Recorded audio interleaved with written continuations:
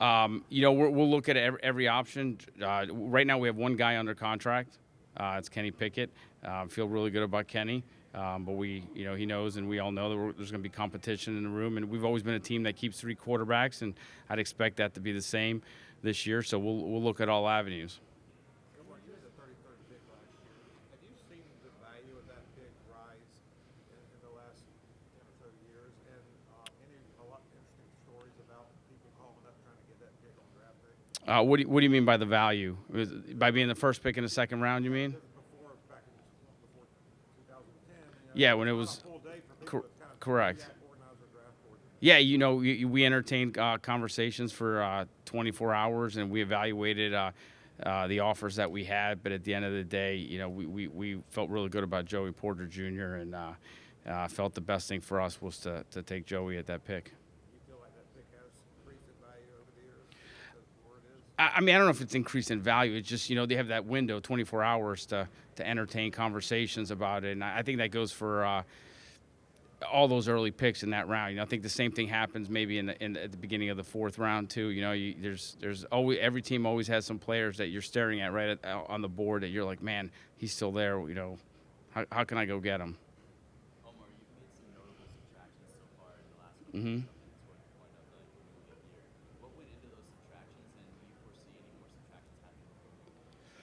Yeah, I would say that with Presley and Mitch and Mason and Chooks, once we made the decision that they weren't going to be a part of the 2024 team, it just felt like the right thing to do was to give those guys the opportunity to hit the free agency market sooner than later. Every one of those guys is a stand-up guy.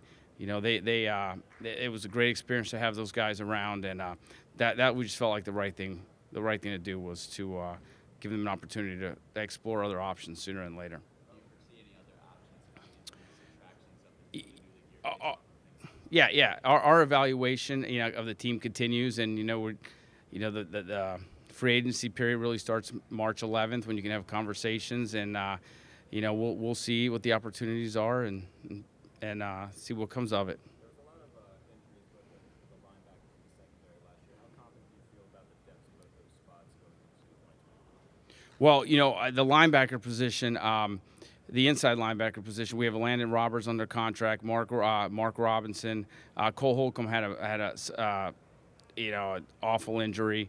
I don't really have a timetable when he'll be back. Quan Alexander's a free agent, but he also had a major injury. So it's obviously a position that we have to address. I've said this since I got this job. I said depth and competition are really important to me. So regardless of position, and I think it's kind of speaks for itself. Omar, with the NIL kind of changing college football, you have some quarterbacks, especially that are staying longer, that are going to different schemes. How much does that help their development when they're coming into the league? Are you guys seeing on tape like, wow, they are maybe a more polished product than they have been in previous years because they're incentivized to stay in college longer?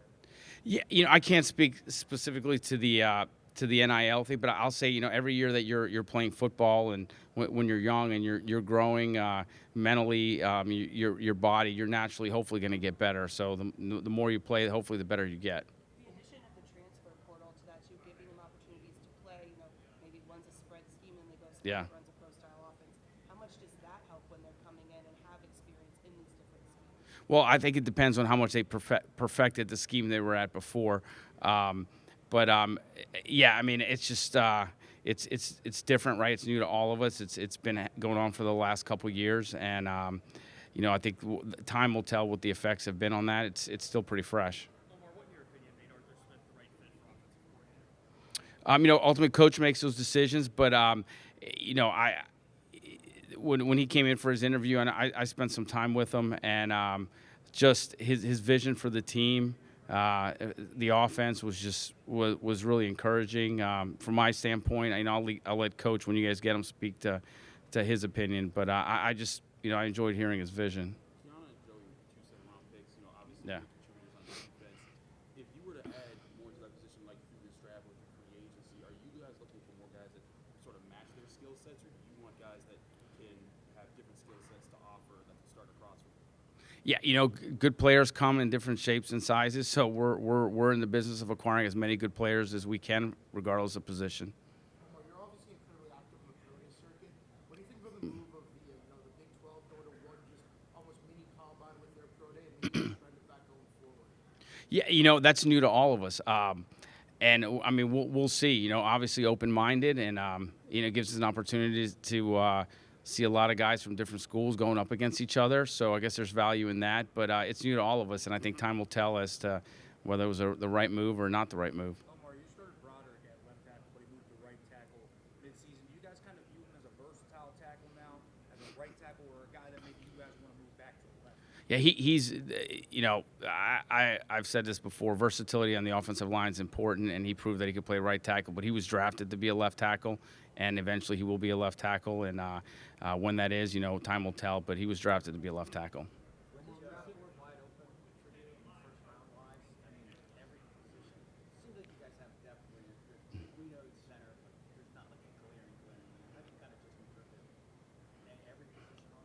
We evaluate, and you can never have enough good players at a specific position. I was taught that a long time ago, and that's kind of the approach I take. You have to, this is a good draft. There's some good players out there, and I'm excited about the options that we might have at 20, or if there's an opportunity to move up or down. I think it's a good talented draft. When you said you wanted to bring Mason back, you got the advantage of a couple weeks here to Mm-hmm. offer him something imperative to get that done, maybe before the new league year, so that he at least knows what direction he's going. He knows we want him back. We've had conversations, but it's just sort of how the process goes. It's I can't tell when the deal will get done. Hopefully with us, but it's just a process, and I understand it. But we'd like to have him back, Mark. Have they indicated a desire to see what's out there beyond? I think every player kind of owes it to himself. I mean, I don't know. At the end of the day, still a few weeks till the start of the league year.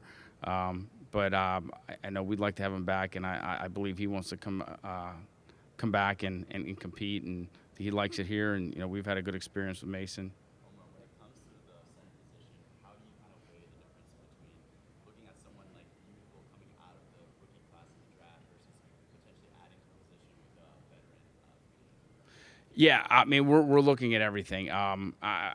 We have a need, but we have Nate Herbig, and we have some other players that have some flexibility. But we're going to look at everything, and I don't want to just say we're going to do it through the draft or just through free agency. We owe it to ourselves to look at it all. Omar, does James Daniels' past as a center come into that equation when you talk about potential center options? It could, he's had some position flexibility.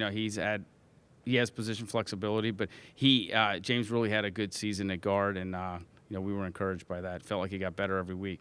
Omar, with the cap going up, are there certain guys that you might have looked at originally and said, oh, they might cost a little bit too much? Now with the cap being a little bit higher, you kind of circle back and go, okay, this guy might be an option. You're talking about other free agents? Yeah, I mean, the one thing I'll say about the cap going up, it applies to all of us. So, whatever impact it might have on us, it also has it on the other 31 teams. What are your thoughts on this year's punting class and Torrey Gaylord in particular? So we spent some time with Torrey at at the Senior Bowl, and had a really good experience. It's a good special team group out there. As you know, we don't have a punter on the roster right now, so we're evaluating everything. Omar, last year you were really aggressive when it came to maneuvering within the draft trades. You're using a similar approach, and specifically 2 back-to-back picks in the 4th round. Mhm. What Always going to look and evaluate at every option that's out there to try to make us better. Always. Omar, how would you evaluate Allen Robinson's first year with the team, and what are your kind of expectations going into year 2? Yeah, Allen, we had a great experience with him this year. He came in, we made the trade. It was fun. I mean, you guys saw the impact he had on the run game, and it's been a great experience with him so far. Omar, when you talk about bringing in competition for Kenny and a veteran, what kind of traits are you guys prioritizing? How much of a role will Arthur play in that decision? I mean, Arthur's the offensive coordinator, obviously. So, but we're going to look at everything. We get, like I said, players come in different sizes and shapes and have different talents, and we're always going to try get as many good players as we can, regardless of the position. Anyone else? Is Arthur Smith interested in Jesse? I didn't hear, what was the question? Is Arthur Smith interested in Jesse? I'm not going to talk about a specific player, but I'll just tell you we'll look at every option. Deontay's in a contract here. Has there been any discussions with his representation about a possible extension? As of right now, we're having I'm not going to speak to specific negotiation for an individual player, but I have a lot of respect for Deontay, and usually, as you guys know, the extensions usually happen later on in the year. Thanks, guys. Thank you.